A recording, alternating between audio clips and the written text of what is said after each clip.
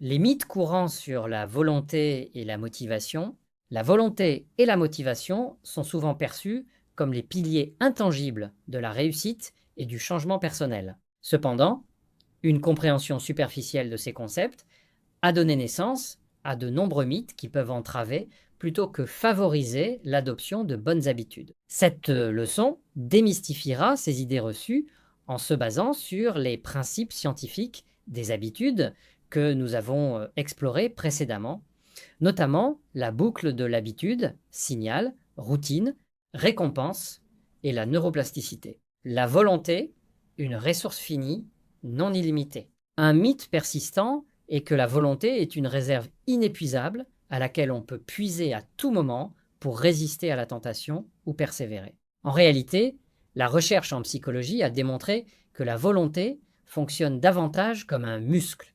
Elle peut se fatiguer et s'épuiser après un effort prolongé. Ce phénomène est connu sous le nom de fatigue décisionnelle ou épuisement de l'ego. L'épuisement de l'ego est la prise de décision. L'épuisement de l'ego se produit lorsque vous utilisez votre volonté pour prendre des décisions, exercer un contrôle sur vous-même ou résister à des impulsions. Chaque acte de contrôle de soi puise dans cette ressource limitée. Au fur et à mesure que la journée avance et que vous prenez de nombreuses décisions, petites ou grandes, votre capacité à exercer votre volonté diminue. Exemple réel 1.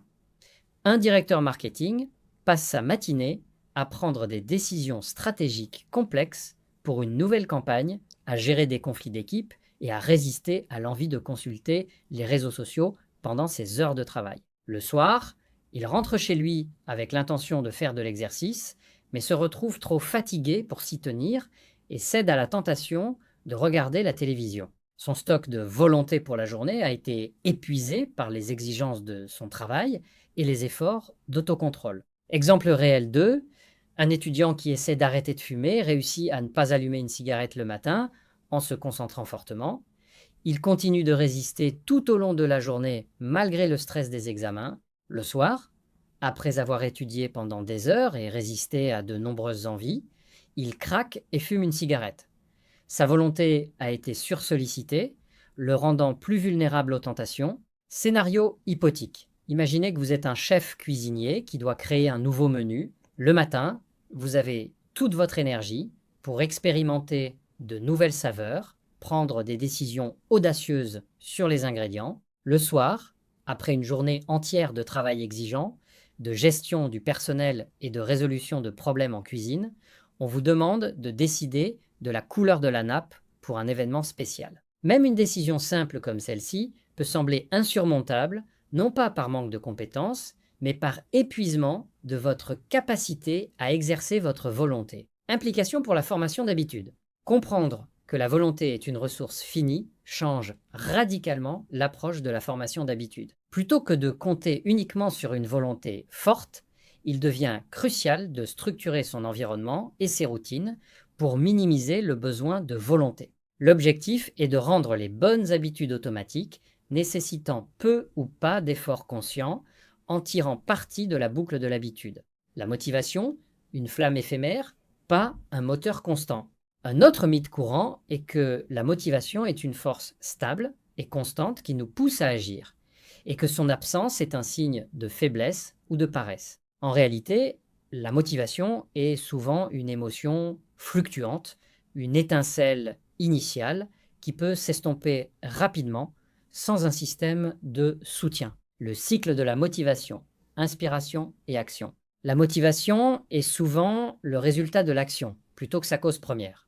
Nous nous sentons motivés après avoir commencé une tâche et ressenti un certain progrès ou une récompense, même minime. Compter uniquement sur une motivation élevée pour démarrer une nouvelle habitude est une stratégie risquée. Exemple réel 1, une personne souhaite se mettre au jogging, mais attend d'être motivée. Les jours passent et la motivation ne vient jamais, car l'action de courir n'a pas encore créé le sentiment d'accomplissement ou le bien-être qui alimenterait cette motivation. Inversement, si elle commence à courir, même pour une courte distance, le simple fait d'avoir enfilé ses chaussures et fait quelques pas peut générer un sentiment de victoire, augmentant sa motivation pour la prochaine sortie. Exemple réel 2, Un graphiste freelance rêve de créer une série de tutoriels vidéo. Il a beaucoup d'idées, mais ne se sent jamais assez motivé pour commencer le montage. Il procrastine en attendant le bon moment ou l'inspiration divine.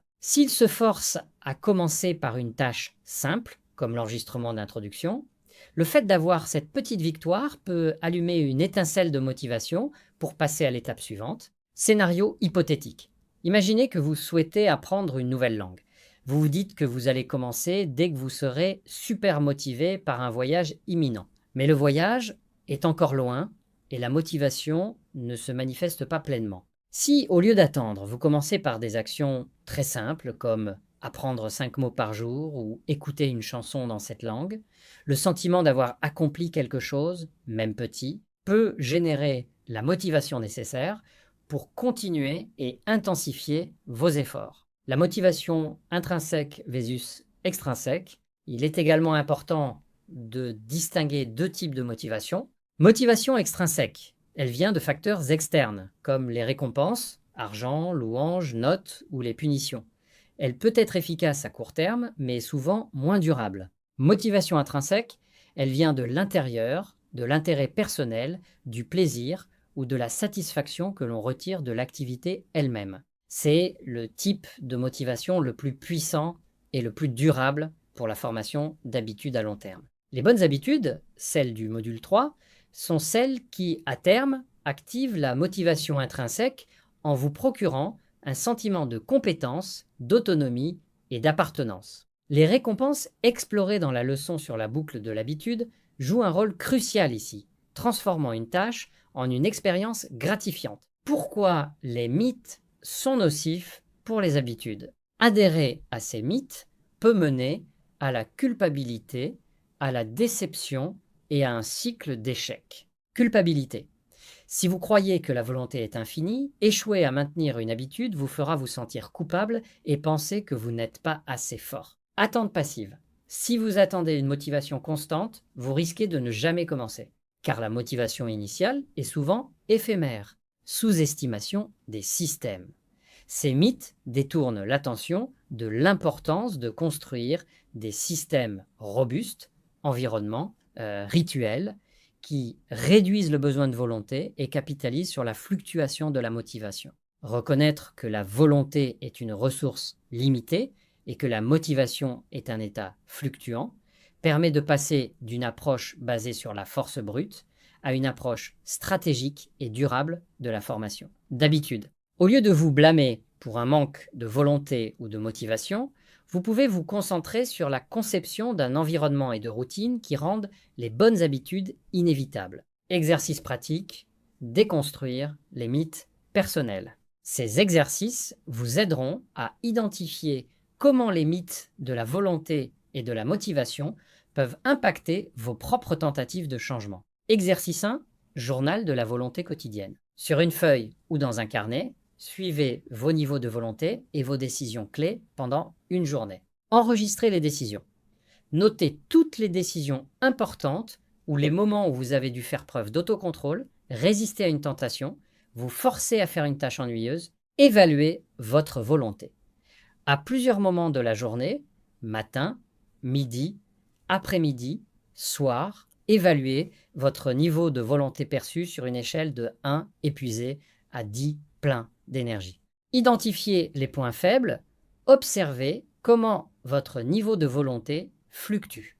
Y a-t-il des moments où vous êtes plus susceptible de craquer ou de reporter des tâches importantes? Exemple de journal. Heure décision, autocontrôle niveau de volonté, 1 à 10 observations. 8-0, me lever du lit sans vérifier le téléphone. Résistance à la gratification immédiate, 9, volonté au max après la nuit. 10-30, résister à l'envie de regarder les réseaux sociaux pendant le travail. Autocontrôle, 7, un peu fatigué après la réunion, complexe. 13-0, choisir une salade saine plutôt qu'un plat préparé, indécision saine. 6, facile ce midi car j'avais préparé ma salade à l'avance. 10-7-0, finir le rapport avant de partir effort soutenu, malgré la fatigue. 4 dur de rester concentré, envie de tout laisser tomber, 20 résister à l'envie de grignoter devant la télé. Autocontrôle 2, j'ai craqué et pris des chips. La volonté était à 0 après la journée de travail. Exercice 2, récit de motivation. Réfléchissez à une habitude que vous avez essayé de former dans le passé et qui n'a pas duré. Décrivez l'habitude. Quelle était l'habitude? Identifiez la motivation initiale. Qu'est-ce qui vous a motivé à commencer? Était-ce une motivation extrinsèque, pression sociale, objectif de perte de poids rapide ou intrinsèque, amour de l'activité, bien, être? Analysez le déclin. Quand et pourquoi votre motivation a-t-elle diminué? Est-ce que vous attendiez une motivation constante? Reconsidérez sans mythe.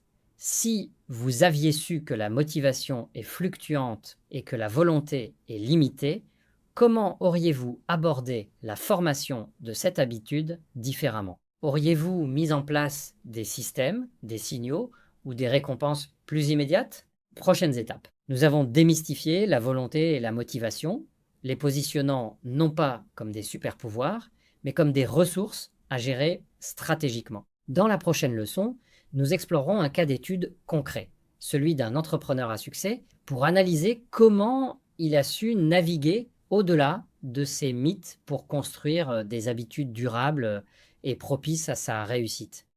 Cela nous mènera vers le module 2, où nous commencerons à déconstruire les habitudes existantes en identifiant vos propres routines.